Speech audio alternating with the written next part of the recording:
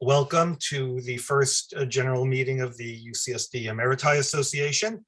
For the few people I see on screen whom I might not know or who don't know me, I'm Stephen Adler. I'm this year's president, professor emeritus of the Department of Theater and Dance and provost emeritus of Earl Warren College.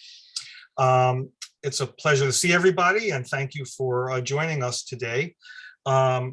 I hope this finds everybody in good health and safe and sound. Before I hand the mic over to my friend Alan McCutcheon, I would just like to note one important point of business for all UC retirees and emeriti, and that is the ongoing issue with CalPERS long-term insurance. And yesterday, Suzanne, there was a Monday there was a presentation by Linda Yankee for UCSD about the CalPERS long-term insurance brouhaha, and there is a video recording of that available on the UCSD Retirement Association YouTube channel, which has all of its wonderful programming archived there. So Suzanne, if you could I'll drop that in the put that link into the chat, that would be great. And otherwise, I'm going to now introduce my, or pass the mic over to my friend and the Emeriti Association's vice president, Professor Emeritus from the School of Medicine, Dr. Alan McCutcheon. And please take it away, Alan. Thank you.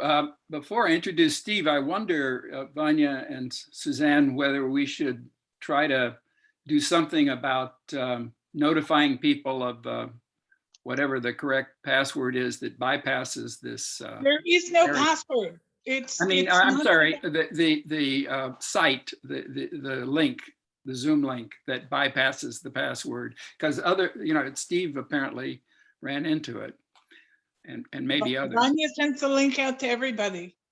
Okay. Yeah.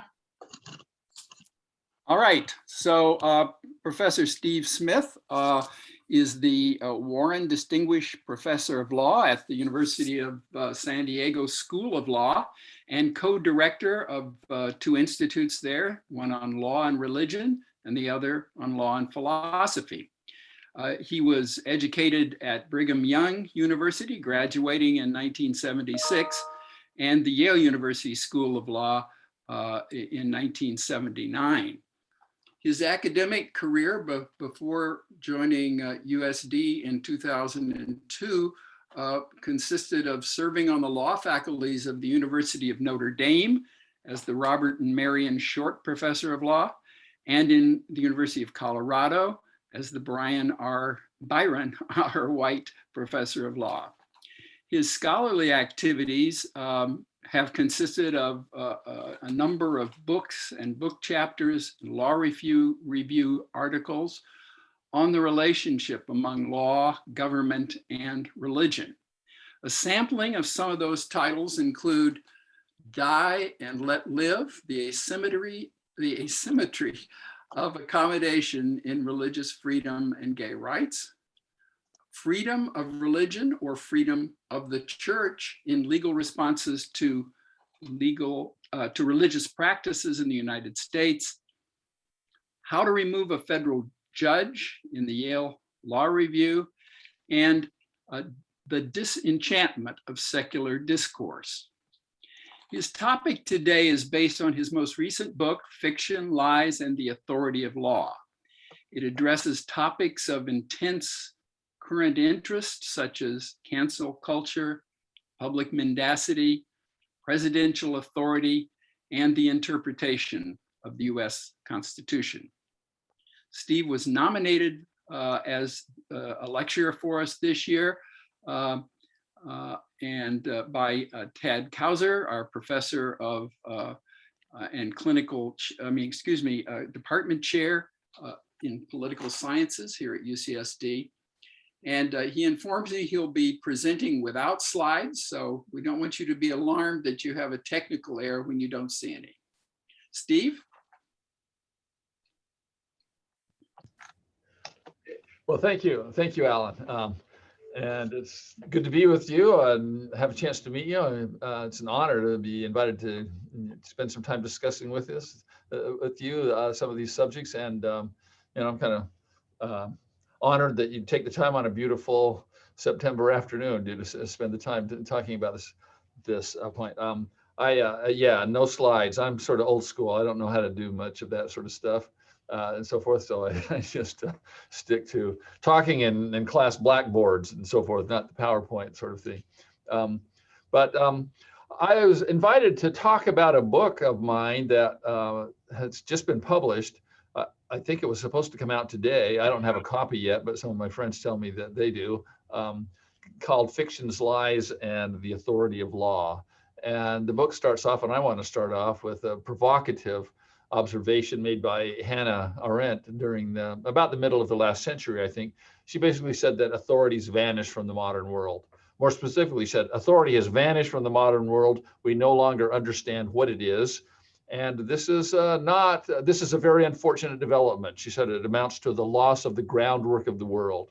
So those are sort of curious and provocative claims. And they may also seem to be sort of prima facie implausible, because after all, it does seem like authority and authorities are all around us, constantly harassing us to, do one thing or pay our taxes or one thing or another. We sometimes wish they would vanish, and we don't seem to have any such luck.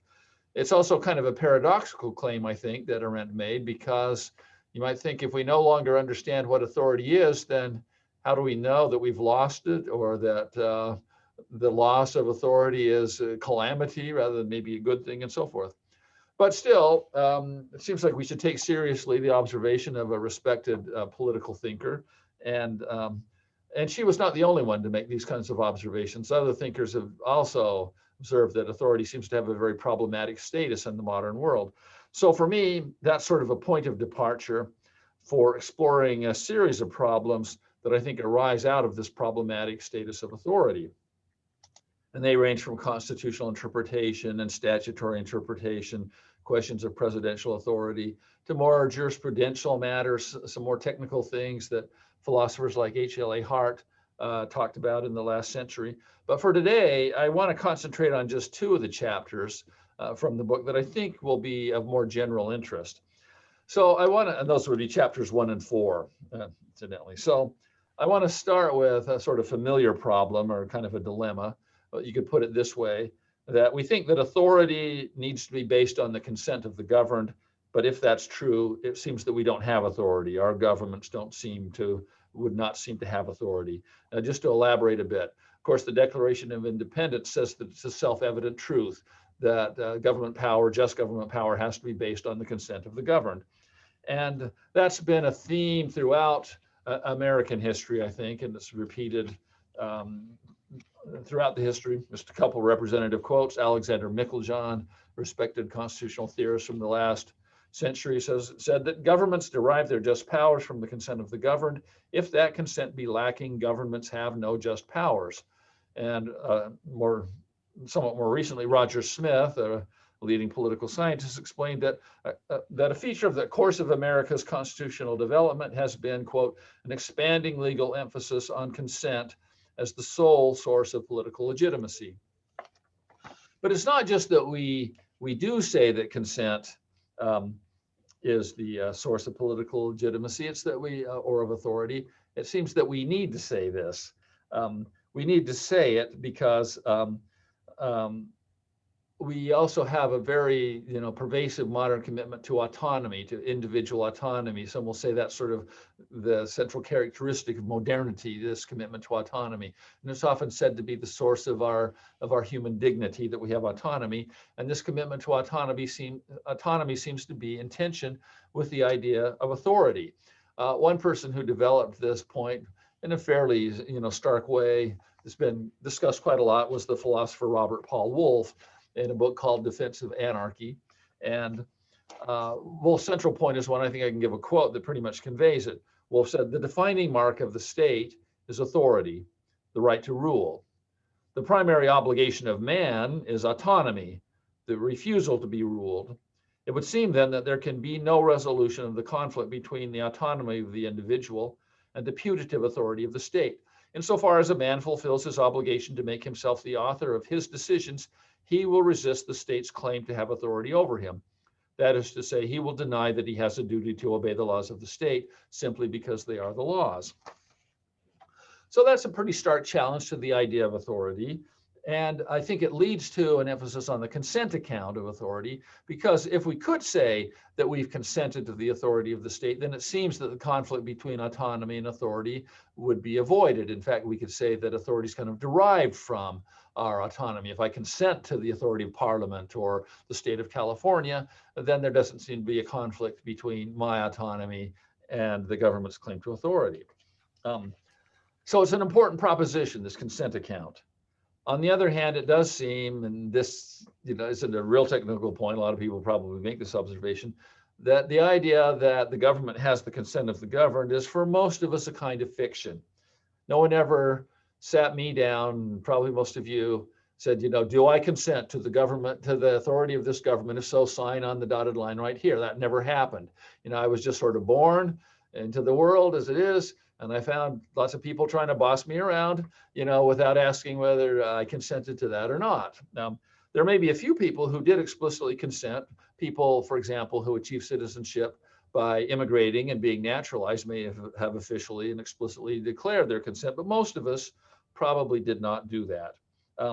Same thing, same point for the idea of a social contract, which is closely associated with the idea of consent as the basis of government. Yeah, it's a common idea.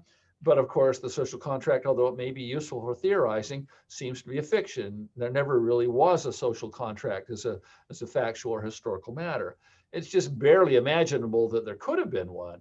And in his really interesting book, Inventing the People, the historian Edmund Morgan points out that in the English Civil War in the mid 17th century, I guess, there was one group, the Levelers, who actually wrote up a social contract and gave it to Parliament and asked Parliament to have everyone in the realm sign it.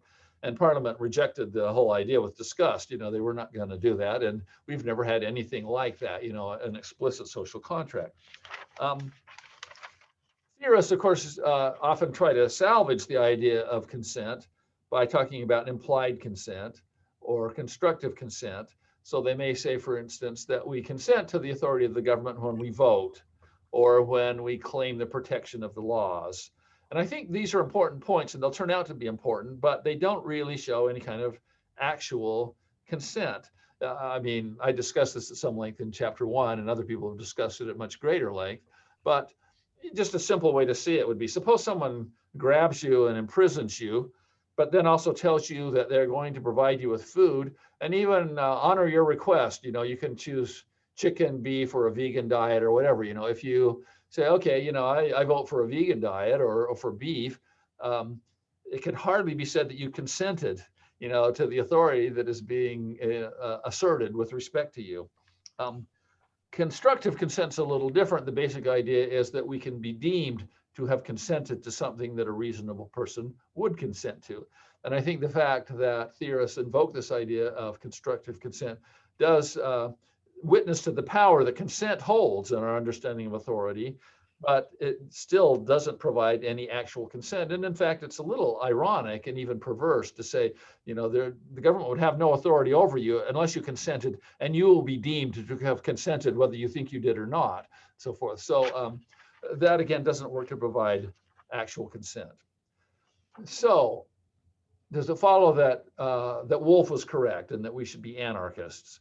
Maybe law-abiding anarchists, as my former colleague Heidi Hurd puts it, but then anarchists in a philosophical sense, recognizing no authority of the government over us. Well, I argue that it doesn't necessarily follow, and at this point in chapter 1, I try to revise and to some degree rehabilitate the consent account in a different way by linking it to another account of authority that you could think of as the coordination account. And lots of people, I think, advocate something like this. I focus on one particular theorist, John Finnis, an Oxford philosopher who presented his version of it in a book called Natural Law and Natural Rights, which might lead you to think that it's kind of something starry-eyed and medieval, but in fact, it's more like brutally realistic. Finnis says, that authority comes from two things. One is our need for some sort of coordinating rules or framework. And this is not just a point about we need somebody to, stop vicious, criminal, antisocial, people. Madison once said, in Federalist 51, that if men were angels, we would have no need of government. And Finnis says, and that's not at all true. In some ways, the more congenial we are, the more we need some sort of coordination so that we can carry out our constructive projects, form opera companies or bird watching societies or businesses of various kinds. We have to have coordination. We need it. And that's enough to support authority if it's combined with the second thing, which is the ability of some person or persons or institution to provide the coordinating rules or framework that we need. Put those things together and they add up to authority. As Finnis puts it, the authority of these people who have this power derives from, quote, the sheer fact of their effectiveness in satisfying the need for coordination, or from, quote, the fact that the say-so of these people will be, by and large, complied with and acted upon. So Finnis argues that authority is not dependent on, quote, consent, transmission, contract, or custom, and he deplores, quote, the tendency of political thinkers to utter legalistic fictions about the original location of authority. Now, actually, I think Finnis's account is pretty commonsensical and maybe quite persuasive. Most of us, if we were just asked, off the record to sit down and ask why we treat the laws and the government as having authority, might give something like this account. Well, we need some sort of coordination and order and so forth, and the government provides it. So that's sort of the basis of authority. But it leads, I suggest, to a kind of a problem, a conundrum, or a circularity. That is, the question would be this: okay, if the fact of the effectiveness is enough to create authority, where does that effectiveness or that power come from? How is it that some institutions or persons have the power such that their say-so will be, by and large, acted upon? And the answer would lie in part, perhaps, in force, command of guns or police or jails and so forth. But I think most would agree that that in itself is usually not a sufficient basis for this sort of effectiveness, that in reality, institutions have authority because people treat them as having authority, or think they have the power because people treat them as having authority. We comply by and large with what the government says because we think that it has authority, and that leads to the circularity. An institution has authority if its orders are by and large acted upon, and its orders are by and large acted upon if people think that it has authority. Or to put it even more succinctly, authority derives from power, and power derives from authority, or from at least the perception of authority. But now it is at least the perception of authority. And the question now that follows, I think, is how is it that we come to believe that some institutions have authority? Why do we perceive them as having authority, thereby giving them the power to have an effective say-so over our lives? And the answer to that question, again, would probably be complex. In part, I think it's based on tradition or habit. In part, it's based on things like cultivating the aura of authority with flags and uniforms and anthems and majestic buildings and things of that sort. But in large part, within our political tradition, it's based on the idea of consent. We say we treat them as having authority because we say the people have by and large consented to them, to the authority of this. And in this way, the authority account gets revised, I think. Now the point would be authority is not derived directly from consent. It's derived more directly from coordinating power. But in our system, that coordinating power rests to a significant extent on a belief or an asserted belief that there's been consent of the people and of us to the authority of the government. This doesn't now need to be strictly true. It may just be a fiction, and I argue that it is to some extent a fiction, but it's a fiction that, if widely accepted and professed, can be the basis of actual political authority. And I think that is, I argue that that's a more cogent account of what we actually have in our political and legal tradition.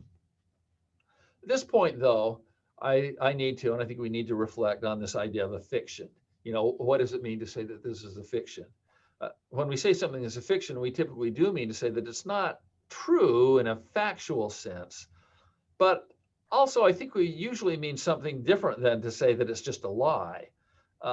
I suggest that a fiction is kind of like a joint project, or I suggest it is sort of like a conspiracy among the conspirators, a conspiracy to suspend our disbelief about certain things for our mutual benefit.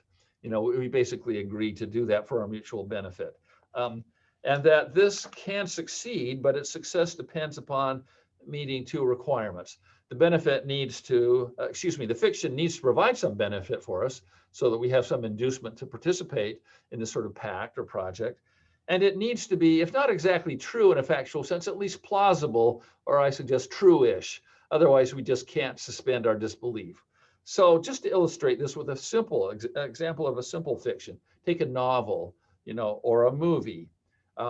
What happens, I think, when we go see, let's say, read a novel or go see a movie, could be described this way. The author or the filmmaker offers us something, a fiction, and invites us to suspend, for the time being at least, our disbelief, our knowledge that this isn't actually true, so that we can enter into the fiction and engage with it, you know, treat it as if it were true for purposes of this. And we are willing to do this if you know, the fiction provides with some benefit. In the case of a movie, it might just be entertainment, or it might be insider wisdom, or in the case of a political fiction, it might be coordinating authority. And also, if the fiction is sufficiently plausible that we're able to bracket or suspend our awareness that this isn't really true. If a fiction doesn't meet this standard, then it just doesn't work. I mean, we'll say something, I didn't enjoy that movie because it just wasn't plausible. I just couldn't take it seriously because I couldn't really believe it. We knew all along it wasn't true, but it still needs to be sufficiently true-ish that we can engage in this exercise. And this can work, I think, and it works all the time with novels and movies and political fictions, but it does depend upon a kind of cooperation. If we're determined to disrupt it, we can. I remember going to, when I was in law school, I went to sort of a university showing of Dr. Zhivago, but it was attended by a lot of undergraduates who were determined to, well, at least to be disruptive, just in the sense of constantly laughing and pointing out little implausibilities and so forth. And it made it so that the fiction just wouldn't work. You couldn't do it, you know, without sort of agreeing, you know, to cooperate in this exercise. And the same, I think, is true for a political fiction. It can succeed if it meets, again, these requirements of providing a benefit and being true-ish. And in this sense, arguments about elections and voting and free speech are important. Not because they show that we have actually consented to the government, but because they make the fiction of consent of the government much more true-ish. Or you can put that in a negative way. You know, if the government's, you know, if we tried to say that, or the government tried to say that we've consented to the authority of the government, but didn't allow us to vote and didn't give us freedom of speech, the fiction would just be too unbelievable. It wouldn't work in that sense. So these things enhance the truishness of the fiction. Okay, that's sort of the gist of chapter 1 and the basis, you might say, for the rest, for much of the rest of the book. Now, chapters 2 and 3, I'm just going to mention, and I'm not going to say much about them. They deal with things like constitutional interpretation and statutory interpretation and presidential authority, which are in various ways based on political fictions, like the fiction of we, the people of the United States, somehow agreeing, you know, to the Constitution, when in fact it was only a very small number of the people who lived within the United States, you know, who participated in creating that and approving it. Once again, I think, though, that these kinds of fictions can work and they can be quite beneficial. But I also argue in these, primarily in these chapters, that the fact that there is a fictional or a quasi-fictional basis here is one reason why we experience the sort of endless and irresolvable debates about constitutional interpretation, statutory interpretation, and so forth, either in general, so we have endless debates between originalists and non-originalists, or endless debates about, you know, what does the Equal Protection Clause mean, et cetera. The reason I suggest that these are irresolvable issues is because, to the extent that in the end they depend upon fictions, there is no fact of the matter that could settle them. And it's like asking whether Ebenezer Scrooge was a Whig or a Tory, you know, or whether Santa Claus is right-handed or left-handed. or whether the forbidden fruit that Adam and Eve took in the Garden of Eden was a pomegranate or an apple.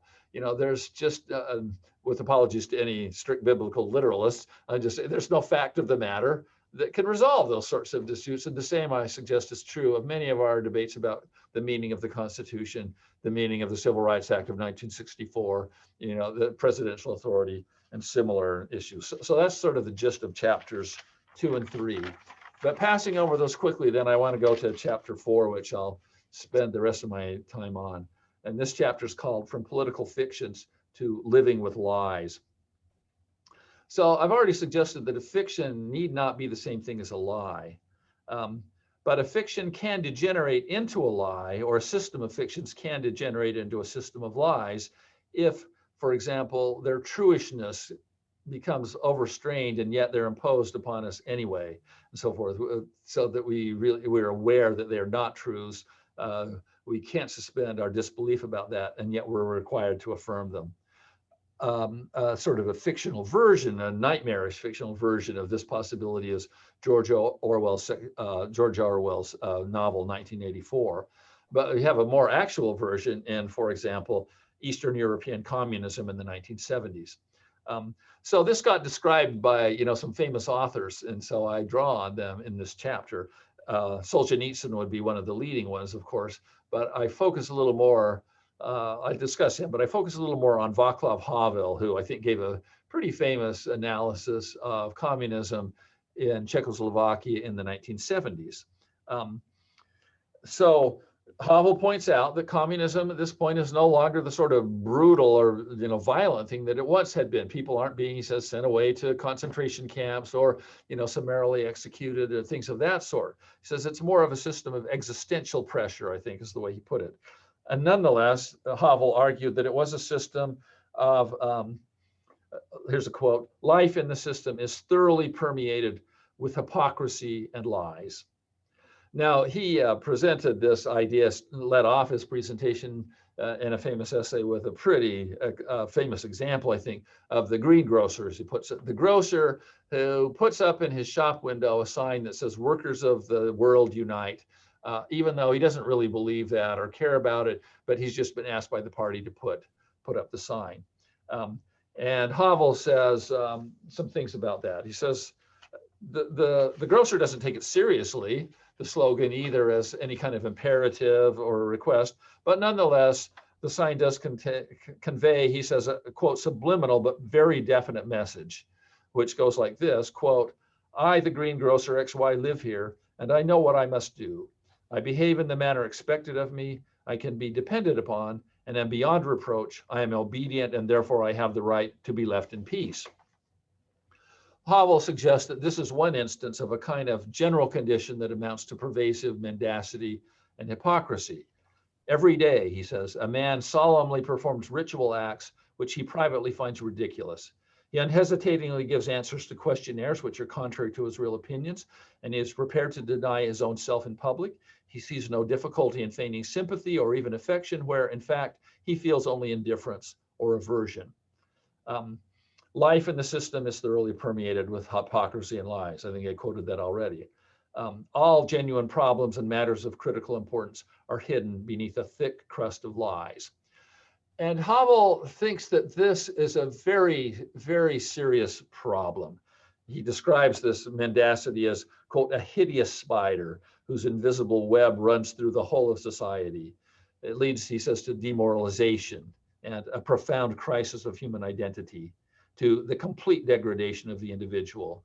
Living in the system, he says, produces paralysis of the spirit, a deadening of the heart, and devaluation of life. It amounts to a brutal castration of the humanity of men. In fact, a death principle. Quote, "There's an odor of death, even in the order which such an authority puts into practice." And Havel argued that this was all the more offensive because the mendacity was conducted under, quote, "the imposing facade of great humanistic ideals made up of bombastic slogans about the unprecedented increase in every sort of freedom."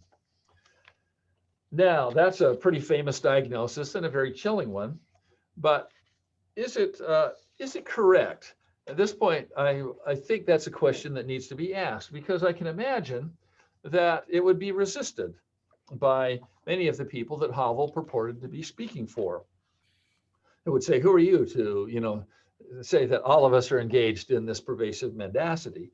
The grocer himself, I am guessing, might object to this. And I imagine a conversation in which we make sure that nobody's watching, nobody's listening. And then we ask the grocer about Havel's diagnosis. And I can imagine you might well say, yeah, I put up the sign and that doesn't mean that much to me. I don't think I'm being dishonest in doing that. And even if it is slightly misleading, it's no big deal. This man, Havel, is just getting overwrought about things that aren't really that important. So at this point, I ask two questions. Is Havel right in saying that the sign and similar things, the questionnaires, the slogans and so forth, amount to pervasive mendacity or lies? And even if they do amount to something like that, is this really dehumanizing, in the way that he talks about, is a brutal castration of humanity, or is that, a serious overstatement? So start with the first question. Are these really lies? And focus again on the example of the grocer sign, workers of the world unite. I can imagine some defenses I might offer of the grocer. I say, well, look, workers of the world unite isn't even a proposition given in the indicative. It's more of an imperative, or maybe a request. And an imperative or a request can't really be true or false. It can be obeyed or disobeyed or rejected, but it can't be true or false, in the way that, in a humorous way, Ring Lardner pointed out with his statement about shut up, he explained. We always see that's incongruous. It doesn't make sense because a command can't really be that sort of thing. If so, then it might seem to follow that Havel was wrong in saying that the greengrocer is somehow being dishonest, in putting up the sign. But that seems a little too hasty, because you might say, yeah, but the workers of the world unite in its literal meaning. It's not the real meaning of the sign or the performative meaning of the sign in this context. It means something quite different than that. And in fact, Havel, though, that leads to a different problem, because Havel tells us what he thinks it means. It basically means the grocer is saying, I know what the system is, and I'm not going to cause any problems. I'm going to obey. But if that's what the sign really means, we might say, well, then it isn't false, because that is exactly what the worker is affirming, that he's going to obey, that he's not going to make any trouble, and he understands and so forth. So what's the basis of the accusation that he's being mendacious? But now there's still another question, I think, that would arise. Say, well, if that's what the sign means, and that's what the government is asking the grocer to affirm, why doesn't the government ask him, or the party ask him, to say it explicitly? And why doesn't he affirm it explicitly? And Havel tells us the answer to that. He says, because the worker would be embarrassed and ashamed to say that explicitly. And the government sort of understands that he would be embarrassed and ashamed to say it, and might even refuse to do it if he were asked to say it explicitly. And so it seems that what has happened is that the party has provided a way that the grocer can affirm this obliquely. A kind of double think is going on here. At one level, everybody knows what the sign really means. But at another level, it doesn't exactly literally say that, and we can pretend, the grocer could pretend not to have said that. It's hard to say that what he said then is false exactly, or true exactly. In fact, the sort of distinction between true and false seems like it begins to start to slip away just a little bit. It becomes hard to tell the truth, actually, almost impossible to tell the truth. As one way of thinking about this, imagine a grocer who actually is maybe a rare person, but a true believer, still a true Marxist believer, who does believe in the revolution and really wants the workers of the world to unite and thinks maybe that will happen. How could he convey that belief within this system?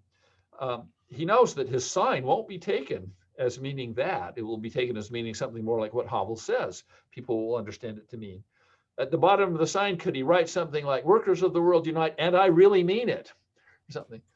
Well, that probably isn't going to work either. I mean, if that comes to be done, then that will become conventional as well, and will no longer convey the meaning in the way that the word literally often doesn't mean literally anymore. And people say, oh, I mean, literally, they don't mean literally, they mean something different. It would be become inauthentic in that conventional way. Could he think, well, look, I mean what the sign asserts. I understand maybe that other people won't think that's what's being said here, but that's what I mean. I mean that and nothing more. And if other people take it to mean something different, that's their problem and not my problem. Well, maybe he could think that. That might be the best he could do. And if he thinks that, maybe we would say he's not lying exactly, but he's still knowingly misleading people. He knows people will think that he's saying something like, I obey the government, I respect the authority of this government, and that he's not saying that, that he believes in the, they won't think he's saying he believes in the Marxist system, which in fact he does believe in and wants to say that. And it becomes very difficult to tell the truth in this situation. And once again, this difference between truth and lies begins to slip away. Now, Hannah Arendt suggested that this is a common feature, a characteristic feature of totalitarian systems. She put it this way: the ideal subject of totalitarian rule is not the convinced Nazi or convinced communist, but people for whom the distinction between fact and fiction and the distinction between true and false no longer exist. She says, ironically, the more obvious and numerous the government's lies are, the more receptive subjects become, not because they take the lies to be true in any meaningful sense, but because, quote, it's easier to accept absurd propositions because nobody could be expected to take the absurdities seriously. In such a system, she says, quote, the difference between truth and falsehood may cease to be objective and become a mere matter of power and cleverness, of pressure and infinite repetition, and leads to, quote, a mixture of gullibility and cynicism, which she says is characteristic of these totalitarian systems. I think that at least provides a defense, a way of defending Havel's claim that the system is full of pervasive mendacity, that it's sort of a living with lies, or at least the ability to tell truth, comes to almost to vanish in this kind of situation, at least be very difficult. But that will lead to the second question. You might say, okay, so there's some pervasive mendacity, but is it really dehumanizing in the really extreme ways that Havel described? And that's a debatable question. I think Havel's position depends upon a kind of philosophical anthropology, you might say, in which you say the distinctive feature of human beings, and maybe the source of our dignity, as he puts it, a human disposition to truth. On that understanding of what gives us dignity, it is dehumanizing to be put in a situation where we really cannot have or affirm this orientation to truth. So older philosophers, of course, talked about human beings as being the rational animal, rationality being our faculty for discerning and following truth. The gospel put it, ye shall know the truth and the truth shall make you free. Or as Thomas Aquinas put it, the ultimate end of the universe must be the good of an intellect. This good is truth. Truth must consequently be the ultimate end of the whole universe, and the consideration of the wise man aims principally at truth. Now, modern secular philosophers or scientists would probably have a lot to disagree with in some of these older statements, and yet might well affirm that the quest for truth, is a very important one and arguably the source of our kind of distinctive human dignity.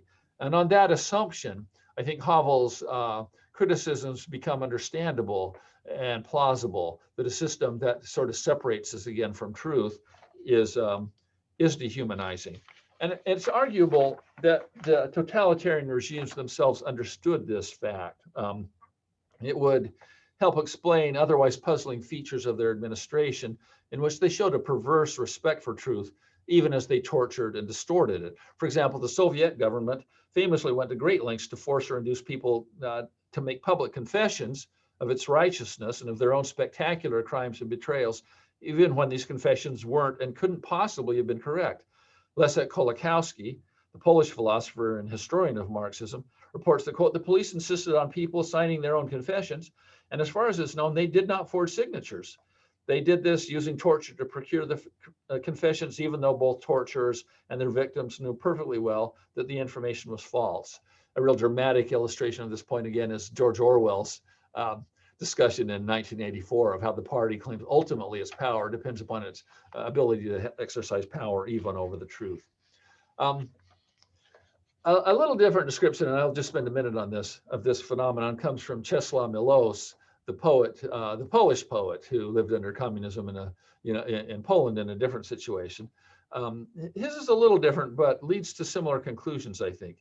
he basically described the situation under a communist regime as one in which everybody is constantly acting. He says they're like performing, except not in a theater or on stage, but in all of their, ordinary activities of life. But he says this kind of acting is a highly developed craft that places a premium on mental alertness.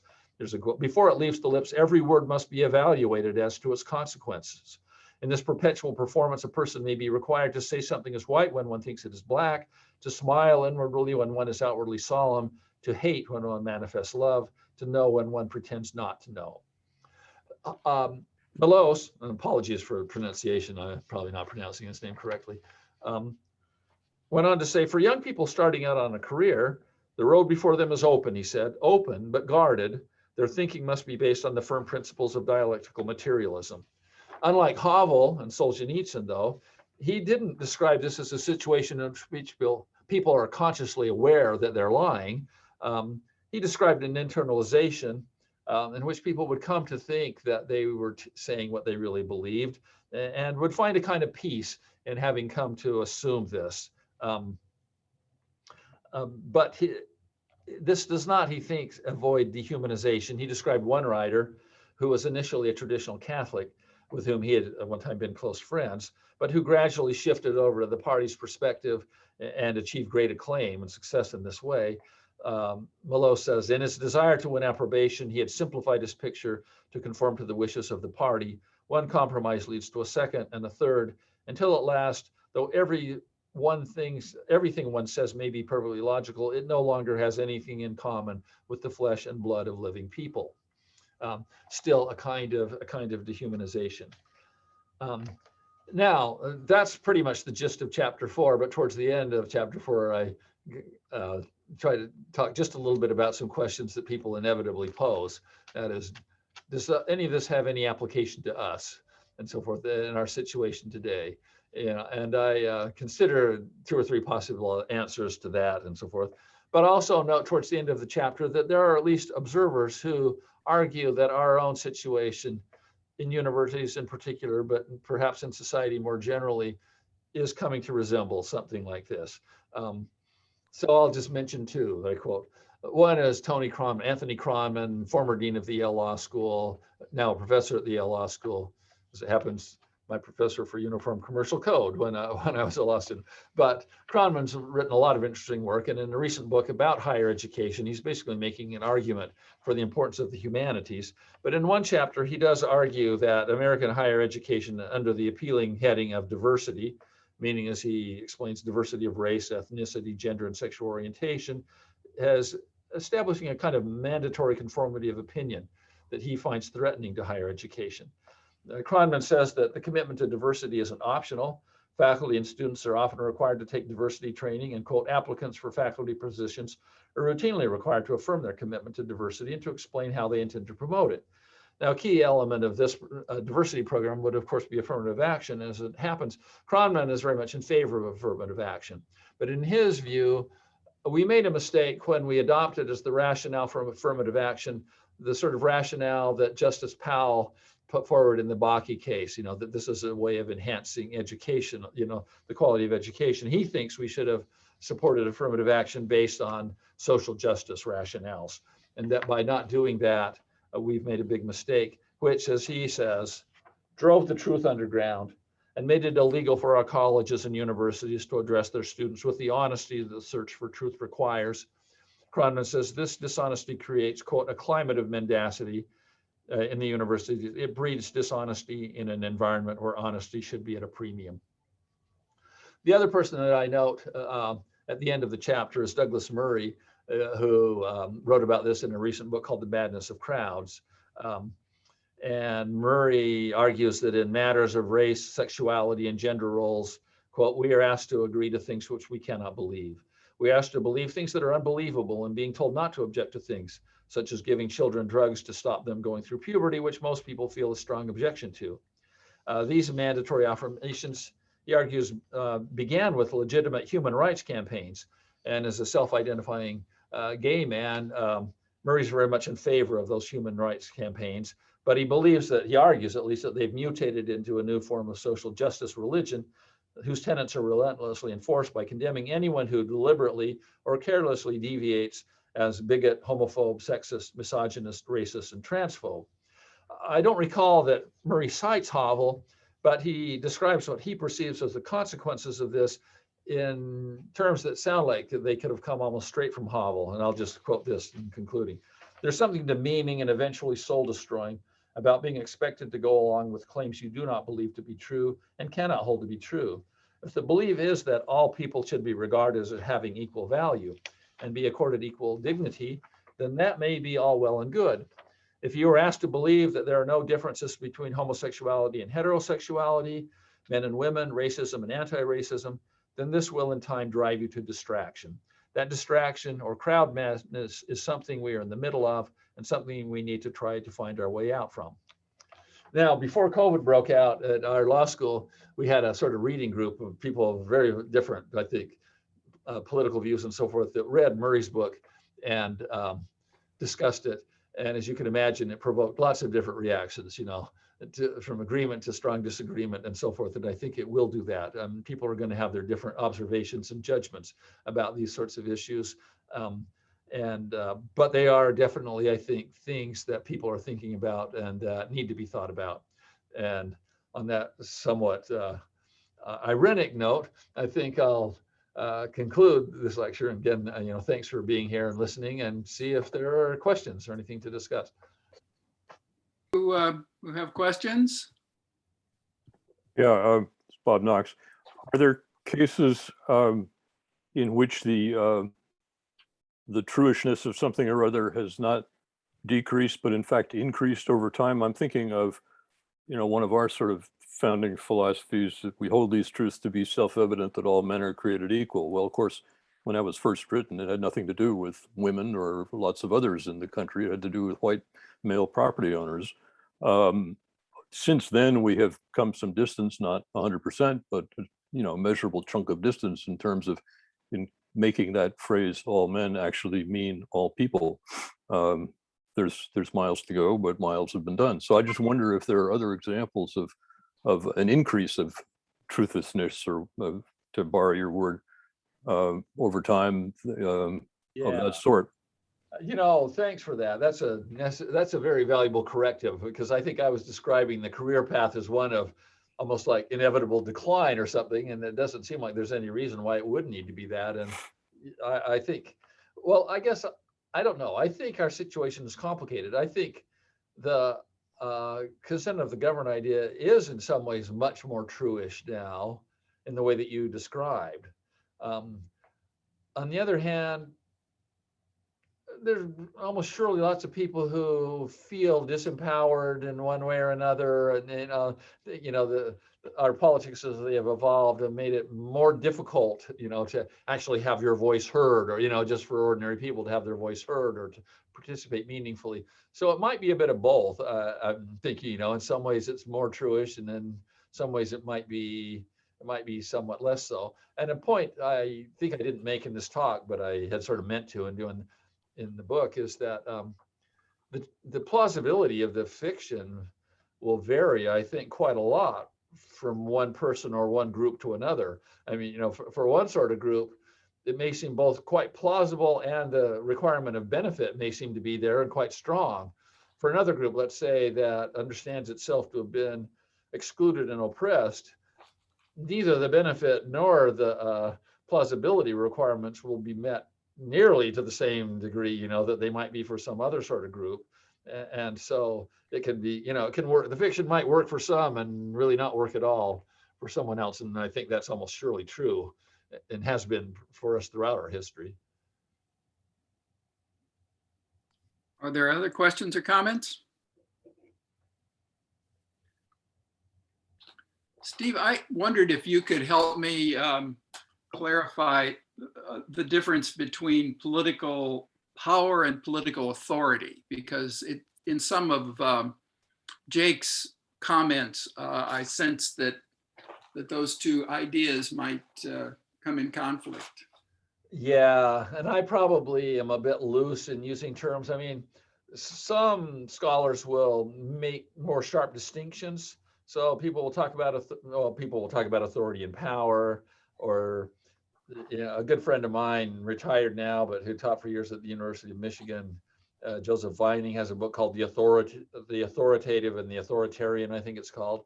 And then people will also talk about legitimacy and authority. I think one sort of common usage is to talk about legitimate authority and not think that's being redundant, because authority is being, in that context, used as something like recognized de facto authority that might not actually be supportable upon close examination. So the legitimate authority would mean, and it's actually justified, you could somehow justify it and so forth. For my purposes, though, I don't really make any big distinction between legitimacy and authority. I treat authority as being something like legitimate, but I do face a sort of a special problem here, which is, and I might mention it, I didn't get into it here, but so through the first 4 chapters of the book, I'm a little bit loose in talking about authority. I take it that it means something that if we say the government, well, put it this way, that if we actually did consent to the government and then the government says that it has power to direct us, that would be authority, if we did consent, or if we had some other basis, that would be authority. Something like, the government claims the power to rule over us, and there's a legitimate base, there's a plausible basis for it, that's authority. The last 2 chapters take a much closer look at that and say, even when we say that, and even if we have that, is that truly authority? And this sort of grows out of the suggestion from Hannah Arendt that we no longer understand what authority is. How could that be when we talk about it all the time? And it might be that we talk about things and call them authority, and yet in some sense, they're not true authority. They're more like faux authority. So at that point, I get into that issue, and it gets, that's where I get into the HLA Hart stuff. I'll just say this much about it for now, because that gets a little, I thought this might not be a good time to, it gets a little dense. I think those chapters are a little harder to read than the other chapters, even harder than to present in a brief format. But I'll just say this much. So HLA Hart, the Oxford legal philosopher, had a famous example where he says, if a gunman comes up to you, puts a gun to your head and says, "Give me your money or I'll kill you," you have a good reason to hand over your money, right? And according to what had been a common jurisprudential theory, one of the 19th century thinker, John Austin, that's authority. Authority consists of a command issued from a superior who can back it up with a sanction, issued to an inferior, politically inferior, who can back it up with a sanction, and that would be authority. And Hart says that's not authority. He put it more in terms of that's not obligation. We wouldn't say that you are obligated to give your money to the robber. Hart put it, and this is maybe more like English usage than ours, but he says we might say you're obliged to give your money to the gunman, but you wouldn't say you were obligated to do it. And that connotes a difference. He says, the gunman doesn't really have authority over you. So I say Hart seems to be right about that, and I think most of us probably would agree.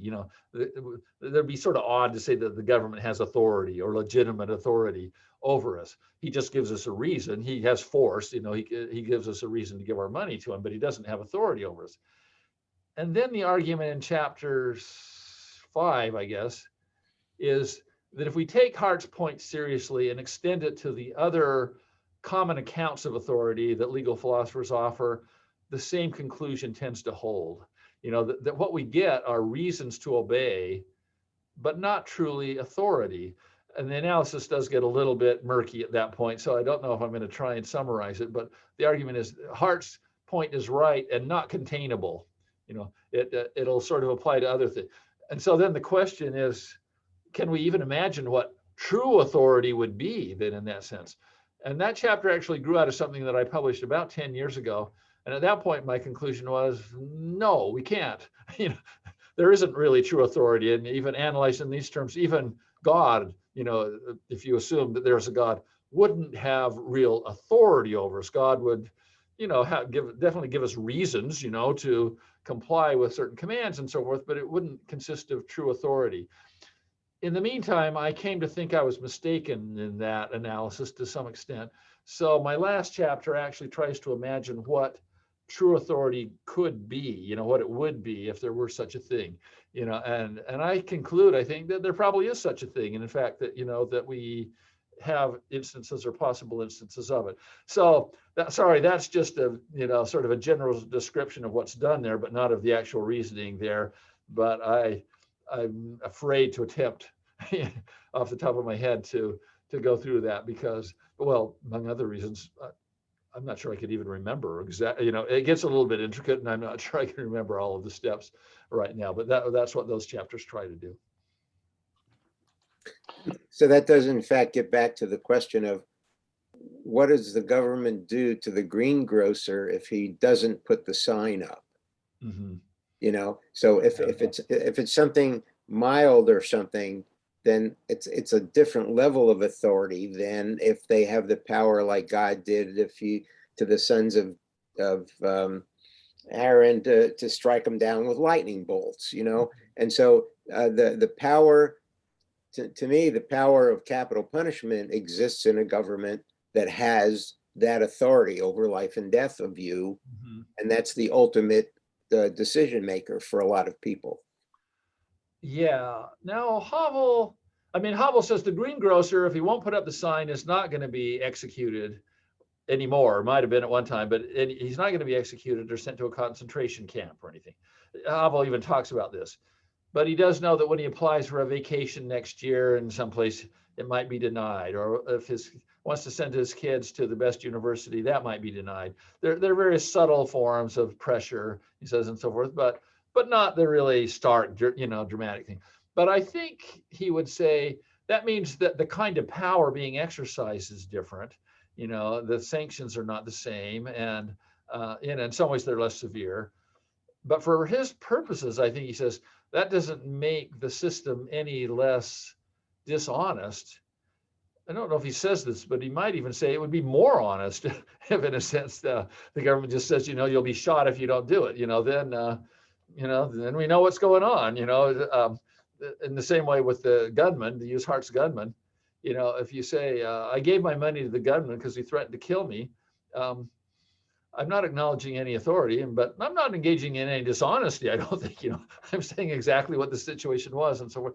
So I'm not sure that would change the conclusion about whether there's authority or not. I think you might still say in either case, well, the sanctions are different, but, the question about whether that reflects authority, let's say in the lowercase sense, is still the same. And then, as I say, my final chapters get into, even if we said that there is authority in this lowercase sense, for example, even if we all did sign the compact of the social contract of the people and said, that does give the government something, would it really be authority? And extending Hart's analysis, I suggest even then it would be a kind of faux authority. It'd be something, it would be reasons to obey, but would it really be authority? And can we conceive of what that could be? This is where I said 10 years ago, I said, no, we couldn't. And now I think we can, but it's kind of elusive. And in our political systems, I think don't have it, pretty clearly don't have that, that kind of more ultimate uppercase authority and so forth. We might have it in other situations, parent and child situations, some sorts of mentor-mentee situations, some kinds of coach-player situation. We might have genuine authority in some of these situations, according to the analysis that I give, but in a government situation, we probably just don't have that. So. All right, are there additional questions or comments? John Wheeler has his hand up. John, go ahead. John, go ahead. So first of all, I have to apologize that I missed the first few minutes of your talk. So you may have addressed this during that time, but I was hoping that you would address the issue of lies and truth in our current context, in which various people and groups seem to feel perfectly content to declare as truth what I at least perceive as obvious lies. And the pervasiveness of this and the effect on reasoned discourse and a country coming to one mind over an issue, it seems to me is perhaps a bigger threat than the issue of just how accurately we hold to our ideals as stated in the Constitution and Declaration of Independence. Yeah. Well, I definitely agree with you, at least to this extent, that I mean, you know, these are big questions, but I guess I think it's just overwhelmingly obvious that truth is an endangered thing, you know, and largely missing. And personally, I don't attribute that to just one political party or one political faction and so forth. I just think in various ways that's true. That's true. That, I hate to say it, that is the case, you know, right now, that we have serious problems with this kind of thing. And there are lots of diagnoses and probably lots of attempts to interpret that and explain why, exactly how we've come to that situation.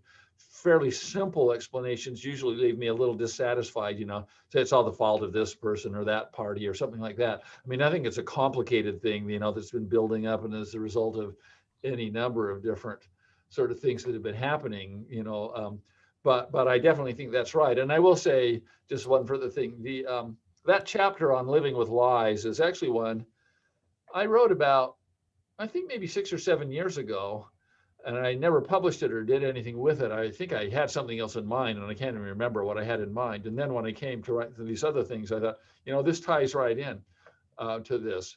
But, and I didn't change it that much. I did add the stuff about Cronman and Douglas Murray towards the end because they hadn't written their books, you know, at the time I originally wrote the essay and so forth, and they sort of tied in. But as I reread it, although I didn't do a whole lot to try to update it, I did think, wow, a lot of this stuff is just so much more, you know, again, tragically applicable to our current situation than it was even, you know, my impression was even 5 or 6 years ago. It just seems that it is now. So yeah, I agree entirely with that description, and I think I just think it's a serious problem. I don't know if it's hopeless or not, but you know, I think some of these problems strike me. I don't know really what the remedies are for some of these kinds of things today. So, well, Steve, thank you so much for this outstanding discussion and now dialogue with several of the members. So we greatly appreciate your coming to speak with us, and we will, some of us at least, I'm sure, will be looking for your book. Well, that would be great, of course. But thanks again. You know, I really do appreciate this. This kind of discussion is one I always sort of enjoy. You know, in a way that just talking with law students who are, you know, 23, 24 is a little, you know, good too. But this was very enjoyable to have a chance to talk with you, and I appreciate you taking the time to do it.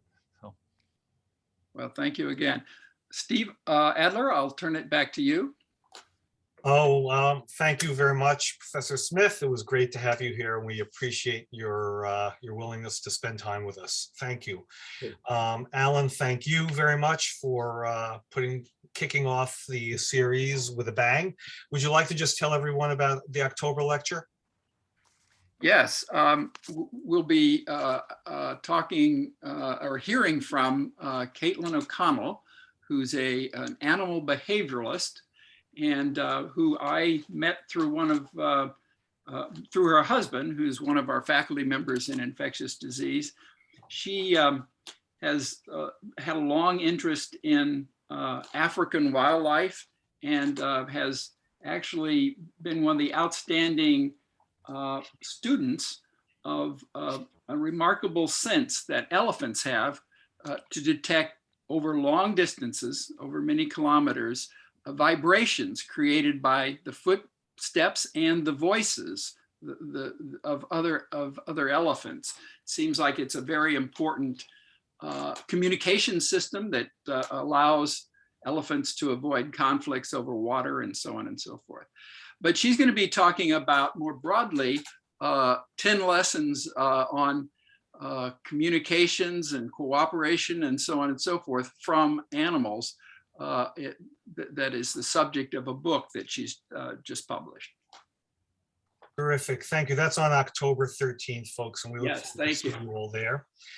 Thank you again, everybody. Thank you again, Professor Smith. And we'll see you next month.